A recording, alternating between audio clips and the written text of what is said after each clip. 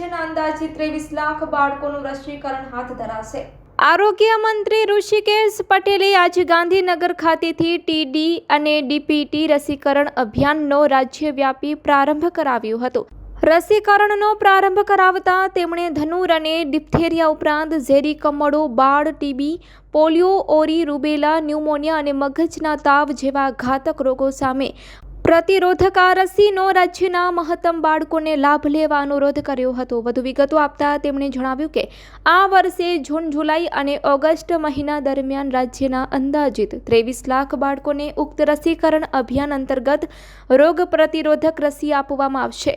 રાજ્યની તમામ સરકારી અને ખાનગી શાળામાં અભ્યાસ કરતા ધોરણ 5 અને ધોરણ 10ના તમામ બાળકોને ટીડી રોગ પ્રતિરોધક રસી અપાશે।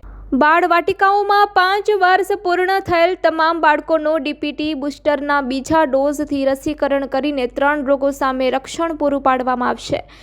આ રસીકરણ અભિયાન અંતર્ગત રાજ્યમાં 992 આરબીએસકે ટીમ દ્વારા રાજ્યની 49,183 શાળાઓમાં અભ્યાસ કરતા અંદાજિત 23 લાખ બાળકોનું 14,783 ટીમ દ્વારા શાળાઓમાં રસીકરણ સેશન યોજીને રસી આપવામાં આવશે। તદુપરાંત અંદાજિત 36,628 બાળવાટિકાઓના 6,13,273 બાળકોનું કુલ 29,657 સેશન યોજીને ડીપીટી બુસ્ટરના બીજા ડોઝ આપવામાં આવશે। જો કોઈ બાળક આ સેશનમાં લાભાન્વિત થવાથી રહી જાય તો મમતા દિવસના સેશનમાં તેમને લાભ આપવામાં આવશે। અત્રે ઉલ્લેખનીય છે કે ગત વર્ષે રાજ્યમાં નિયત વય જૂથના કુલ 23.61 લાખ તરુણોનું સફળ રસીકરણ કરવામાં આવ્યું છે।